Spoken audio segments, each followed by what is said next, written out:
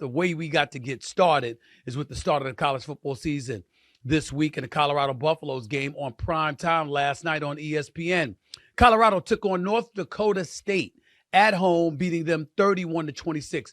But the game was about their two biggest stars, Shedeur Sanders and Travis Hunter.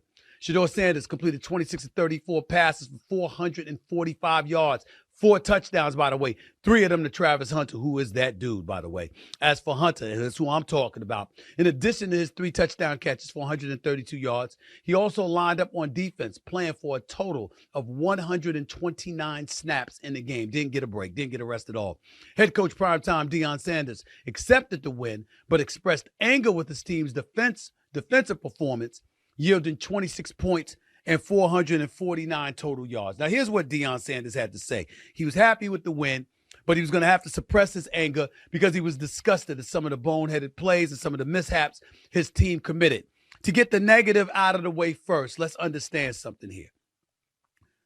The Colorado Buffaloes gave up 449 yards total. It was to an FCS school, not an FBS school. So let's get that out the way. North Dakota State ain't no joke. 9-time champions in their program's history. But nevertheless, it shouldn't be a situation where they're chalking up and accumulating 449 yards. Now, to Colorado's credit, they had, like 20 points in the first half, and Colorado was down 20-17. That means they held North Dakota State to 6 points in the entire second half. That's clearly an improvement from last year, no doubt about that. But 449 yards when you were giving up an average of 453 yards for the season, you were one of the worst defenses in college football. I know that Deion Sanders has worked on a lot of things this offseason. Clearly, their defense wasn't really one of them, at least in the first half. I know what wasn't worked on at all, the running game, because it was virtually non-existent. It really was. And so when you look at it from that standpoint, there's some trepidation to exist on the part of the Colorado Buffaloes, not to mention their game management situation. Why the hell are you throwing the ball?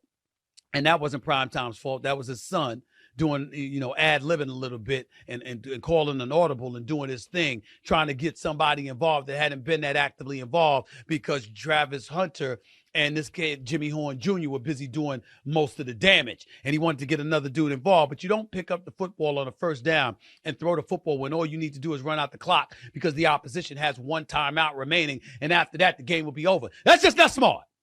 That's just not smart. Having said all of that, that ain't really the story. That ain't really the story.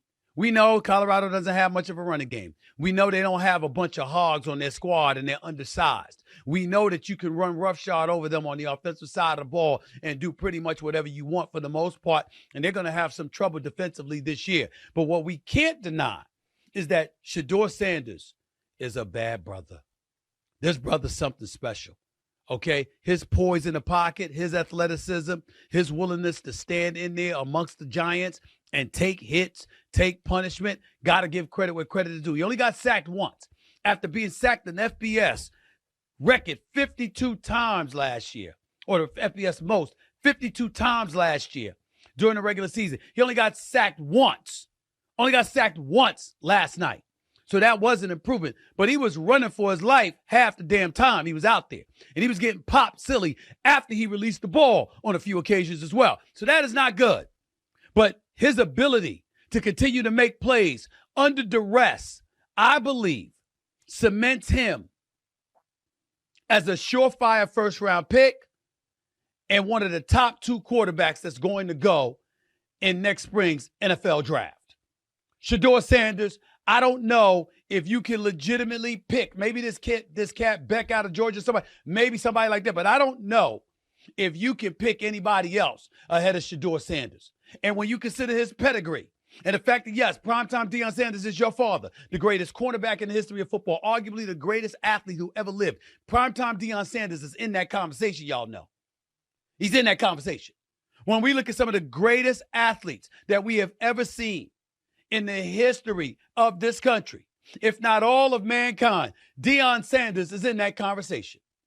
You can bring up Jim Brown. You can bring up Michael Jordan. You can bring up LeBron James. You can bring up a whole bunch of people. You got to put his name up in there. Primetime Deion Sanders.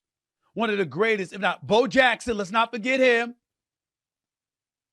But when you think about just athleticism, arguably the greatest athlete in the history of man, is primetime Deion Sanders.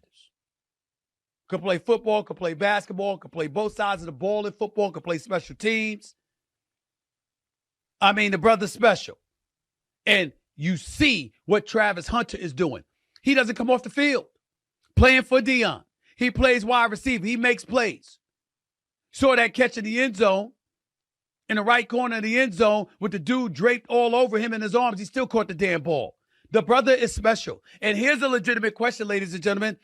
If you have an opportunity, a top pick in the draft, knowing how important the quarterback position is in the sport of professional football, do you automatically take the quarterback? Or do you say, yo, if it's a choice between Shedeur Sanders and Travis Hunter, what do? Do you automatically go with Sanders? Or does Hunter give you cause for pause and say, yo, wait a minute, this brother's all-purpose brother. He can play wide receiver in the slot, wide out, outside the numbers. He can play cornerback. He can play safety. What do? He can play free safety. He can play one of the cornerback positions in the National Football League. He can definitely play wide receiver with his speed. What can you say?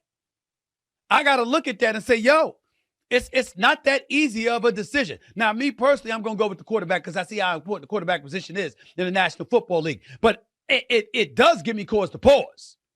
I can't front. I got to look at it from that standpoint. That's just where I'm at with it. So I got that out the way. All right? These two brothers right here are something special to behold. And this cat, Jimmy Horn Jr., that chalked up about 198 receiving yards his damn self, this brother is special. He's the fastest dude on the team. I just look at Colorado, and here's where I'm at. You're still undersized. And when you go up against them hogs, them meat and potato brothers, you understand? Eating whole chickens and turkeys and stuff like that for breakfast. I just have a hard time trying to figure out how you going to survive withstanding that for a full season. And moving to the Big 12 and that conference, although it's not the SEC or the Big 10, still more physical with more talent than the Pac-12 that they were in. You went 4-8 last year. You lost 8 of your last 9 games, including 6 straight, although 5 of those games was by 1 possession. I'm just looking at Colorado, and I'm saying Deion got an entirely new revamped offensive line that clearly is doing a better job of protecting his son from getting sacked. But what about improving the running game? And if you haven't improved the running game, then you're asking Shedeur Sanders to throw the ball 30-plus times. He's going to accumulate numbers. Travis Hunter is going to be a leading candidate for the Heisman Trophy. He keeps this up. Sanders is going to be in the conversation for the Heisman himself. But is Colorado going to win any games? I'm not going to lie to you. I can't see them winning more than 5 or 6 games. I just can't see it. I can't see it. I'm sorry. So that's just where I'm at with it. I also want to say this, though, before I go to break. On the NFL side, there's been so much noise made about Dak Prescott. Dak Prescott is Dak Prescott. Dak Prescott can ball. But if I got an opportunity as the Dallas Cowboys to get my hands on Shedeur Sanders, I mean, can we rule that out, y'all? I mean, we family. You know, sounding like Bernie Man, we're family. Can we rule that out? Can we definitively say that, yo, he ain't as big, he ain't as strong, he's not going to be as durable as Dak Prescott, so guess what? No, I wouldn't. But I can't say that. Because when I see his daddy, knowing what his daddy did as a superstar football player, and then I see this brother playing the quarterback position, that's his seed, and I see that same moxie, that same bravado, that same bravery and courage, that same poise under pressure. We got to remember, ladies and gentlemen, when we talked about Colorado last year and how sorry they were, it wasn't because of their offense. They've been scoring points. It was their defense. They've been scoring points. Only time I saw them didn't do much offensively was when they went against Oregon. These brothers can play. And when I see that kid, knowing who his father is, knowing the pressure that's on his shoulders at that quarterback position, he ain't playing for Alabama. He ain't playing for Georgia. He ain't playing for Ohio State or LSU or Michigan. He playing for Colorado. And you still got to deal with him on an elite level because he's an elite brother. He's special. Shedeur Sanders is special. Travis Hunter is special. And this kid, Jimmy Horn Jr., I believe, is special. Where's the running game? We know about that. And I don't expect much from Colorado this year. I'm just hoping they win more games than last year. But when I think about this kid, I'm thinking about all these damn conversations about Dak Prescott, who clearly is going to get his money. He's got all the leverage in the world for the Dallas Cowboys. You can't franchise tag him and you can't trade him because he has a no franchise clause and he has a no trade clause and he's got all the leverage in the world. So he's going to get his freaking money. We know this. But every now and then somebody special comes along. And there's just that it factor. And I'll just ask a rhetorical question to all of y'all out there. I already asked one question. If you had a chance to get Shedeur Sanders, do you hold on to Dak Prescott or do you go and grab him? Because it's all a hypothetical because we know it's not realistic that he's going to be available for the Dallas Cowboys who probably have to trade up to get him. And who's going to want to give up the assets to trade for somebody when you know you got an opportunity to get a player of Sanders' caliber? That's fair enough. But here's the other question because it begs to be asked.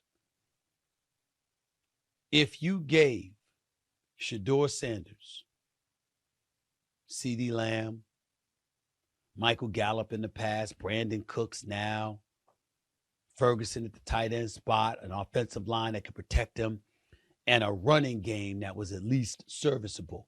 Not just Ezekiel Elliott or Dalvin Cook like the Cowboys have now, but what if they had somebody like Derrick Henry or whatever? If you put this young brother with talent, does he have the moxie and the poise to give you 2 playoff victories over 8 years? I think we all know the answer to that question. And that's how you got to look at stuff. That's just me. That's just me.